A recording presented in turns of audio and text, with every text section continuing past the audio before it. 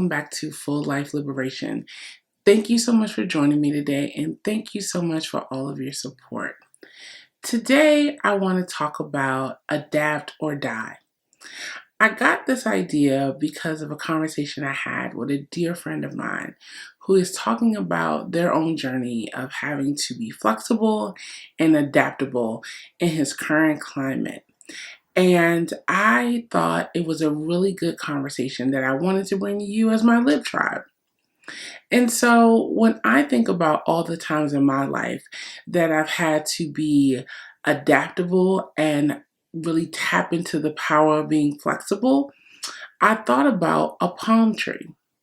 If you can envision a palm tree, it is a tree that is very rooted and grounded, but is able to adapt and move with the wind that may blow it from side to side.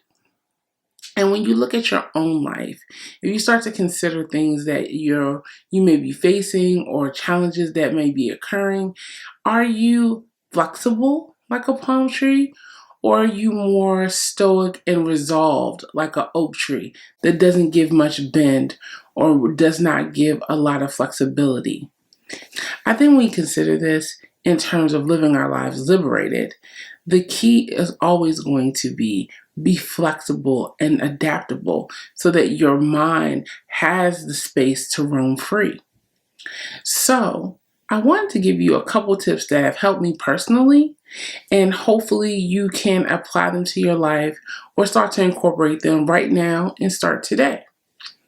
So I talked a little bit about the palm tree, and I want to use that same symbolism again. And so the first tip I would give you is to bend without breaking. And what do I mean? I mean that the ability to bend is the ability to take a situation, idea, or an opinion of someone else's and take it in, think about it, analyze it, and then pull from it the things that you think are going to help you as you proceed on your journey. But like the palm tree, you still are rooted in what you truly believe. So think of your roots like your character, like your integrity, like your beliefs. Those things at its core never changes.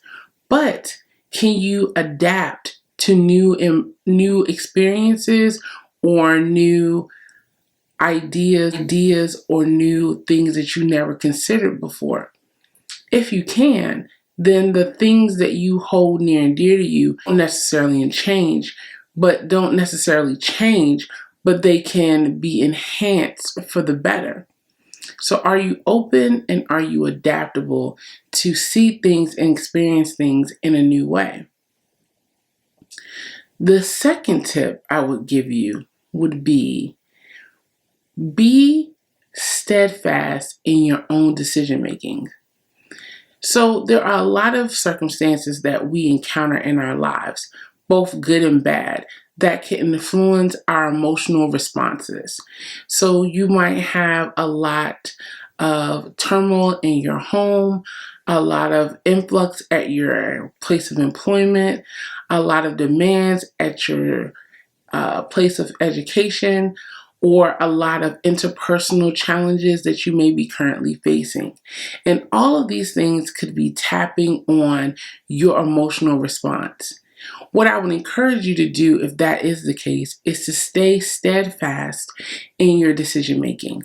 And what I mean by that is do not make emotionally based decisions. So if someone is triggering you, if someone is tapping on your nerves, if someone is creating a hostile environment for you, then do your best to separate yourself from that circumstance or those comments or those people. Give yourself a moment, take a breath, take a glass of water, walk, meditate, take a nap if you need to. But give yourself some space to clear your mind.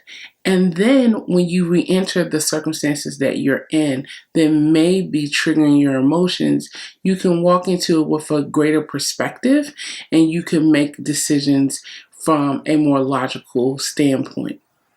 Do not And I repeat, do not make emotionally driven decisions. Those type of decisions are often short-term, highly erratic, and usually come with negative consequences. And a part of our journey of living liberated is the ability for us to be able to have free thought, free association, and liberty of our mind and of our spirit. And we can't do that if we're anchored to our emotions. Our emotions matter, but they shouldn't drive us. Our logic should drive us, and the principles that anchor us, like the roots of a tree, should be what drives our decision making. The third and final one that I would recommend is you have to allow pressure to propel you. If you think about a diamond is not made in normal, uncomplicated, and unpressure-filled circumstances. It is the pressure that develops and cultivates the diamond. Another way to look at this is thinking about when you're about to birth something new in your life. There's pressure that comes from all ends. It may feel like you can't do it. It may feel too hard to accomplish. You may feel faint or fatigued. You may even want to give up. But on the other side of all of those emotions and all of those feelings is your true destiny, your calling, what you were born to do. And what I would recommend is that you lean into the pressure, not cave under it, and allow it to push you the last 10 meters of your journey. Because on the other side of that is the birth of what you are destined to be. Is there something in your life right now that you're just like, I want to do this so bad, but I just don't know if I can? If you are feeling like that, lean into that feeling. Don't run from it. Don't say, oh, it's too hard, or I can't do it. That is the opposite of doing the things that you're called to do. So my suggestion is, if you're feeling that kind of pressure, think of yourself and say, pressure makes diamonds. Pressure makes diamonds. And I'm a diamond. And on the other side of this is my greatest and best reward. These tips are just things that I choose to live by, things that have helped me to really fulfill some of my greatest goals and destinies. But I think what you have to know, that the lack of the ability to tap into your power, flexibility, or to be adaptable, it is death. But not death in the sense of a physical death, but it could be death to your dreams, death to your opportunities, and death to your possibilities. The world is full of new dreams and new horizons. Every day, someone is leaning in or leaning away from what they're called to be. But you're here, which means you are committed to living your life liberated. And we can't do that walking or running away from the things that are hard, or caving in when things get to be too emotional, or being inflexible when we need to be more lucid and being able to bend. It doesn't mean compromise who you are as a person. Be open to evolution of who you are today so you can be better tomorrow. Yes? Okay. So I hope this has helped you some. If it has, please leave a comment down below. Please like and definitely share, because we're trying to grow the tribe, y'all. We are trying to be a nation of people who are liberated. Because if we are thinking free, we can be free. Right? Right. So that's it. I hope you have a wonderful day. It is actually Wednesday, and you might get this recording either tomorrow or Friday. I haven't decided yet.